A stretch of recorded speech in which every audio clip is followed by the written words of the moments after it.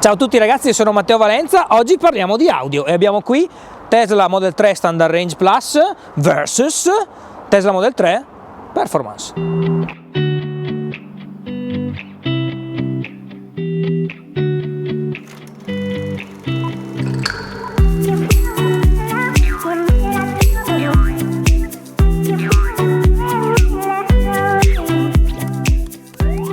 Oggi siamo a Trento, alla VIS, da Audiogamma Hi-Fi, con Christian, che è un super esperto di suono. Vedremo le differenze, perché sappiamo che Model 3 Standard Range Plus e Performance sono molto differenti per quanto riguarda l'audio. E vediamo, eccolo Christian, che sta facendo finta di lavorare. Ciao Christian. Ciao Matteo, com'è? Bene, grazie. Tutto a posto, siamo pronti? Sei pronto? Siamo pronti. Perfetto. Allora, Christian, tu sei un esperto del suono. Esatto. Hai l'orecchio assoluto? Non ancora. Bravo. Ci sto lavorando. E è un percorso abbastanza lungo e ci vuole tanto tempo e passione ed edizione. Assolutamente. Praticamente i privati ti chiamano o voglio fare un impianto audio, Esatto, voglio mi modificare l'impianto, ma anche vedo tipo a livello di tuning. Ma sei tuning, abbastanza... diciamo, lo lasciamo agli altri. Diciamo che puntiamo sempre sull'estetica e sulla qualità del lavoro e dell'impianto. Ok. E il cliente mi chiama, mi chiede un consiglio su come poter migliorare l'impianto audio e vediamo insieme, studiamo un progetto insieme al cliente per le sue risorse o comunque le sue aspettative. Sì, beh, ci sono prezzi pazzeschi, certo, cioè, assolutamente. Veramente si passa da 1.000 a 5.000 sì, a singola anche cassa, 20.000, ma anche a 20.000, esatto, sì, assolutamente. Impostare l'audio all'interno di un veicolo non è semplice, no, affatto. Ogni macchina chiaramente ha le sue frequenze di risonanza, baule, portiera, montante. E quindi tu in base alla, diciamo, come suona hai anche degli strumenti che utilizzi? Assolutamente sì. Per misurare il suono, per le armoniche? Esatto, le armoniche, le distorsioni, le rifrazioni sulla plastica, sui sedili. Ci sono proprio un sacco di studi da fare se si vuole fare un impianto, non dico da gara, però da un impianto serio, esatto, insomma. Un impianto molto serio. Tu consiglieresti di spendere, non so, 10.000 euro per un impianto che magari esce già dalla casa? Allora, sicuramente 10.000 euro in casa sono totalmente differenti, perché in casa in realtà ne spendono magari 1.500. Sì, esatto, più dopo la marca e tutte quelle cose lì che... Con 10.000 euro a livello aftermarket riesci a fare dei buoni impianti. Intanto che Christian prepara tutta la strumentazione, vi faccio vedere dove sono le casse. Allora, Tesla Model 3 ha 15 casse, un amplificatore e un subwoofer. Abbiamo tre casse frontali, un tweeter qui sulla portiera, un altro qui in alto, un woofer qui in basso. Poi abbiamo nella parte posteriore, sempre sulla portiera, abbiamo una cassettina che è sempre un woofer, quindi un medio, diciamo. Queste si occupano dell'audio posteriore. E in più abbiamo altre 2 casse posizionate lì dietro. Il subwoofer poi è posizionato qui dentro, nella parte destra, ma non si vede. Nella standard range fondamentalmente le casse sono le stesse, però non sono collegate, quindi molto interessante questa cosa, perché le casse ci sono veramente, però abbiamo questa cassettina, il twitterino, scollegate completamente. Poi nella parte posteriore le uniche casse che, diciamo, vengono utilizzate sono quelle poste sulla portiera. Quelle dietro non sono collegate. E poi purtroppo qui manca il subwoofer. Ma potremmo anche metterlo un domani. Che dici, Giulio? Giulio ride. Adesso Christian ci ha portato nella sua saletta, dove praticamente c'è già un impianto audio super performante, se così possiamo chiamarlo, e dove lui calibra praticamente il suo orecchio, giusto? Esattamente, esatto. L'udito chiaramente va coccolato e accompagnato su ogni tipologia di musica e canzone. Quindi tu qui ti ascolti della musica particolare con Esatto. determinati Con determinati- range anche di armoniche, Assolutamente sì, sia di armoniche che di qualità proprio audio. quindi con MP3, file audio esatto, di, puri, diciamo. esatto, puri. E adesso lui si calibra l'orecchio e poi dopo Facciamo andiamo in un paio di macchina. test con le canzoni nuove e vediamo come vanno queste Tesla. Ragazzi, mi raccomando, se non l'avete già fatto, iscrivetevi al canale, accendete la campanellina, lasciate un commento e lasciate anche un bel like.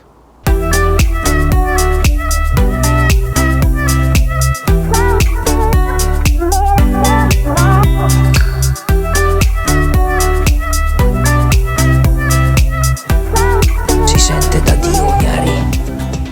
Mi raccomando ragazzi, poi abbiamo un canale Telegram con più di 1000 iscritti e parliamo di auto elettriche. Se vi piace l'argomento, unitevi, unitevi, unitevi. Adesso che abbiamo calibrato l'orecchio nella sala d'ascolto, sentiamo questa Tesla come suona.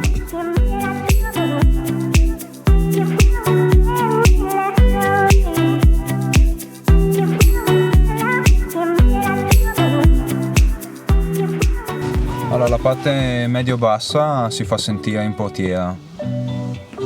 La medio-alta sembrerebbe un po' carente, soprattutto sulle medie. La scena, diciamo, sonora in macchina dovrebbe essere posizionata centralmente rispetto al cruscotto. Qui, non essendoci un processore, penso non abbiamo il suono stereofonico, quindi sinistra e destra e basta, senza, diciamo, ritardi temporali. Ok, ora abbiamo sentito come suona la Standard Range Plus, vediamo la performance. Ah, ecco, ti faccio vedere le differenze. Sì, ok. E vedi che qui qua il suono immersivo invece è diverso. Ok. Abbiamo off standard e alto, invece l'avevamo solo off e on, mi sembra. Perfetto, sì, esatto.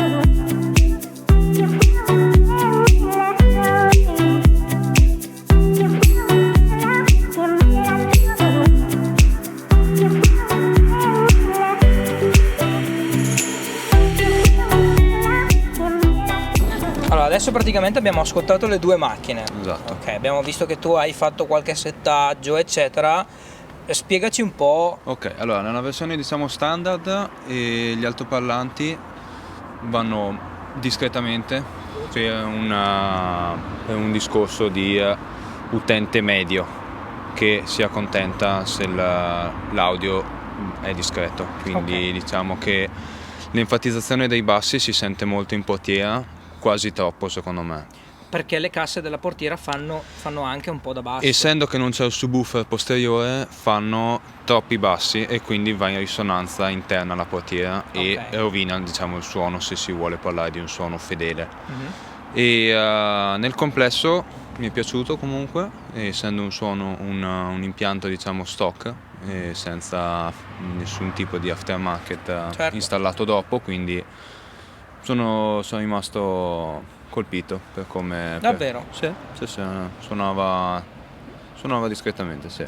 Bene.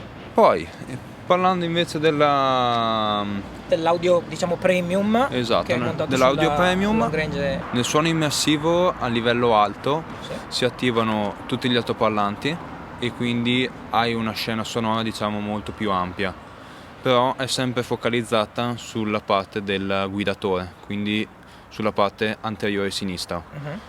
Se si volesse fare un piccolo upgrade mettendo un processore con dei ritardi temporali anche su alcune casse, si riuscirebbe a portare, diciamo, la scena centrale, quindi Ok. avresti una scena, diciamo, molto più fedele. E qui invece la timbrica, anche se si tiene il bilanciamento dei toni a zero, secondo me l'enfatizzazione dei bassi è troppa, perché l'utente medio, diciamo, vuole sentire il basso presente, Sì. quasi troppo però, per una scena, diciamo, fedele e anche con una timbrica giusta. Facendo un po' di settaggi sia sui bassi che sulla medio alta, siamo riusciti a equilibrare bene il suono. Quindi praticamente noi abbiamo abbassato i bassi a meno di 6 decibel Esatto. e alzato il medio alto, però non di tanto. No, 2 dB. 2 dB. 2 dB per il medio alto e il 3 dB per i tweeter. E poi li abbiamo lasciati bassi invece gli altri due, cioè a zero. E a 0 sulla parte media, Sulla diciamo. parte media. Sì, perché è abbastanza buona la timbrica lì. Ok. E chiaramente il livello performance dell'audio mi è piaciuto molto di più. Anche come sì, ho visto scena. che hai ascoltato anche molta più musica. Sì, perché anche più è un musica. po' più difficile, diciamo, da attrarre l'orecchio anche. Ok. Da sentire le varie differenze.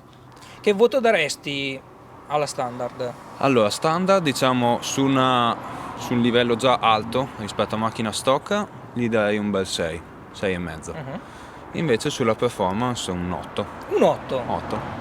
Quindi diciamo che le differenze tra le due sono importanti. Certo, sicuramente sì, sono importanti. assolutamente. E ma la mancanza delle casse che abbiamo visto, i medi, no, cos'è che manca alla fine? Allora, sulla parte della standard, i tweet nel triangolino della portiera non sono attivi. No, esatto. Quindi magari sono presenti, ma si sente ma non la sono mancanza? attivate. Un po' sì, sì, perché la parte, diciamo, medio-alta è carente anche qua.